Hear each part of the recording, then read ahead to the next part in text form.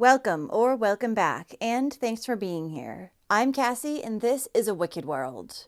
The story I have for you today is about a 5-year-old little girl who was left in the care of a babysitter for months. Yes, months. And one day during this time, she would end up dead. This is the story of Annabelle Noles.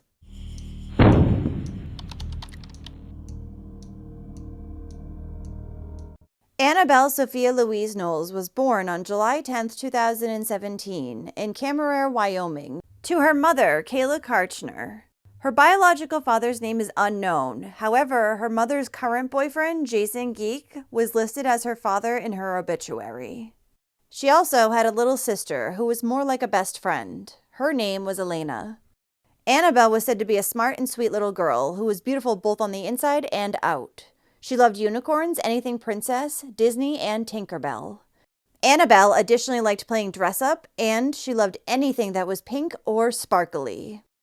Now, starting in September of 2022, Annabelle's mother, Kayla, arranged for a woman named Sherry Marler to babysit her daughters. Kayla had posted on social media, looking for a sitter 2 days a week. But after she dropped Annabelle and her sister off with Sherry, this quickly changed, and she watched them for several months, with Kayla only visiting them a few times in this period.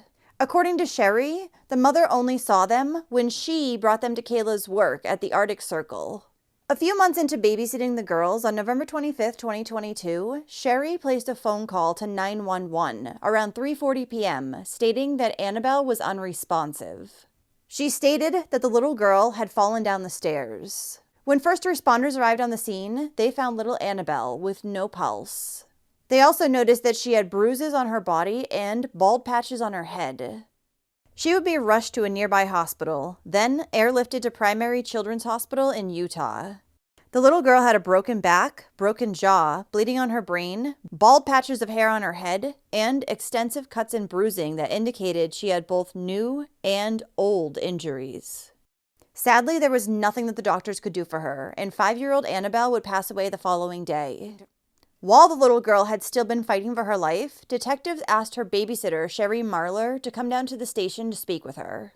Going into this interview with Sherry, police already had their suspicions about her story, that Annabelle had just simply fallen down the stairs. This was partially due to the severity of the girl's injuries and partially due to the fact that a box had sat neatly at the top of these stairs, and a dog's water bowl sat undisturbed at the bottom. There was also no blood, flesh, or torn hair found on the stairs. Authorities had, however, been told by Annabelle's younger sister that Annabelle had fallen down the set of stairs. But chances are she was just coached into saying this prior to police arriving by Sherry.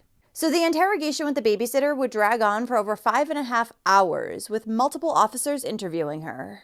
She was insistent that she had done nothing to cause the death of the 5-year-old, and it had just merely been an accident. But finally, after much urging from authorities, Sherry would tell the truth about what had happened to Annabelle. She informed the detective that she was a fucking horrible person for hitting a child. Then Sherry went on to say that Annabelle had been a terror and bullying the other girls who were in her care. She also claimed that Annabelle had been messing up her furniture, climbing all over things, stealing from her, and lying. The babysitter then admitted to hitting the little girl with some kitchen utensils. On the day that 911 had been called, she confessed to slapping Annabelle, as well as hitting her up to 10 times in a clapping motion, with the girl's head between her hands. Sherry said, "I smacked her too hard." Then, when Annabelle later went to Sherry to try to apologize to her for being so difficult, the babysitter stated that she had kicked the girl in the chest and told her to go away. After this, Annabelle went to lay down in the other room. And shortly after, Sherry claimed that she had found her unconscious, limp, and she had something oozing from her nostril. At that point, Sherry had called 911. She also stated that she tried to perform CPR on Annabelle, but she didn't know how to. Great babysitter to hire. Following her admissions, Sherry Marler was placed under arrest, and she was charged with first-degree murder and aggravated CA. About a year into her being held awaiting her trial, she asked that the confession that she had given to police be excluded from the trial evidence. She insisted that she had been coerced into giving this confession. However, a judge refuted the claims and said that it was to be kept as evidence. This was an argument that Sherry's defense would try to make at her trial too, which started in May of 2024. They said that Sherry had confessed to police not because she had actually hurt Annabelle, but because she wanted the interview to end. When giving evidence in her own defense, Sherry would take the stand and state that the girl's mother, Kayla, had been looking for childcare 2 days a week, starting in September. She had posted on social media, and once Sherry responded, 2 days a week suddenly turned into her becoming the girl's primary caregiver. Later, when Kayla went to testify, the mother's troubled history, marked by homelessness, addiction, physical abuse, and alleged neglect of her children, was revealed. So Sherry stated that once Kayla had dropped off Annabelle and her sister, she didn't return. According to her, Annabelle was underweight at the time and could only eat certain foods because of her rotting teeth. On the stand, Sherry was also now trying to say that Annabelle, whom she once said was a difficult child, was affectionate and clingy. Sherry claimed that she had tried to get Kayla to be more involved in her daughter's lives, but she rarely saw them during these 2 months. The only time she did was when Sherry brought them to Kayla's job. Then Sherry admitted that she had become upset that the girl's mother would not visit them. And at this point, she had financial worries of her own. However, Sherry still insisted that she had never hurt Annabelle. The 5-year-old had been injured earlier that day while she was playing on a swing set, and then later on a bunk bed as well. Then, her more serious injuries, the fatal ones, had come later on when she had fallen down the stairs. Sherry additionally testified that the girl's mother and father, Kayla and Jason, had come to take them on November 23rd, 2 days before 911 had been called, trying to place the blame for Annabelle's deadly injuries on them.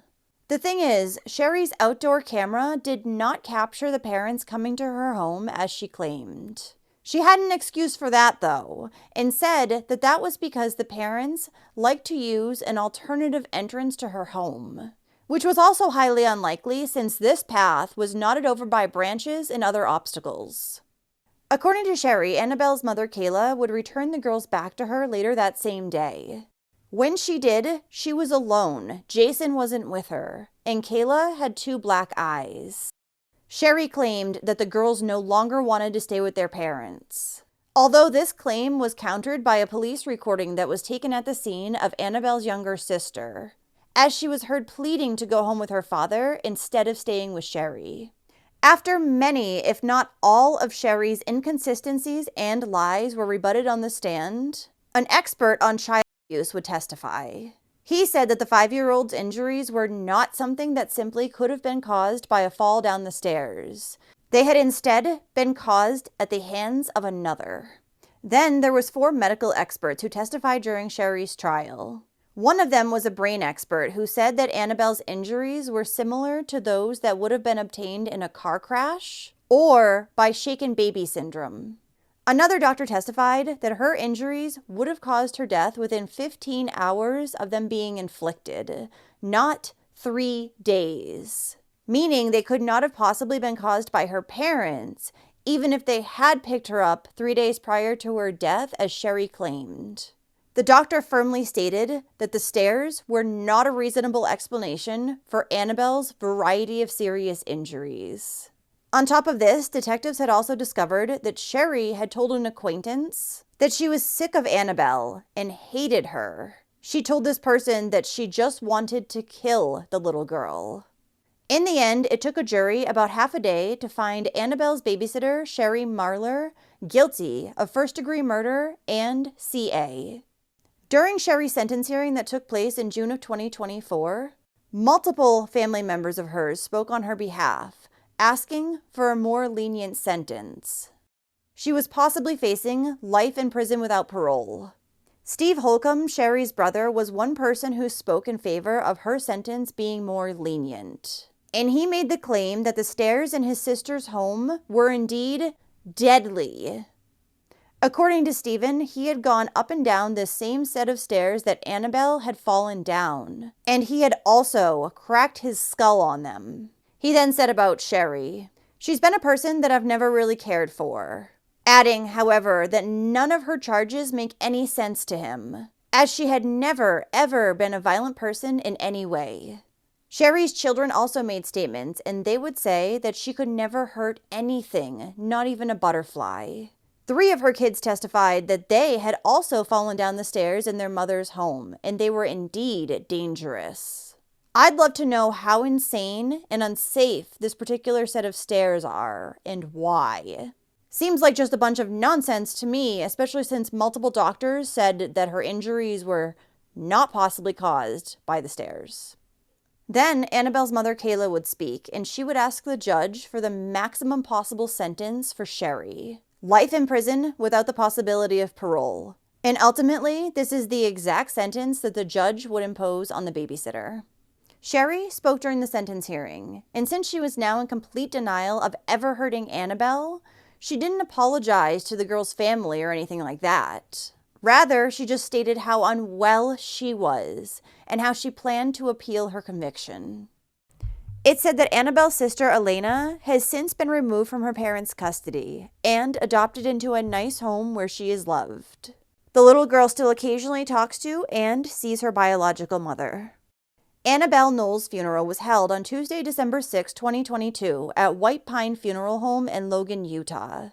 She was then buried in Tooele City Cemetery in Tooele, Utah. Those in attendance were encouraged to wear some form of pink, since it was Annabelle's favorite color, and a live stream of her services was also shared online.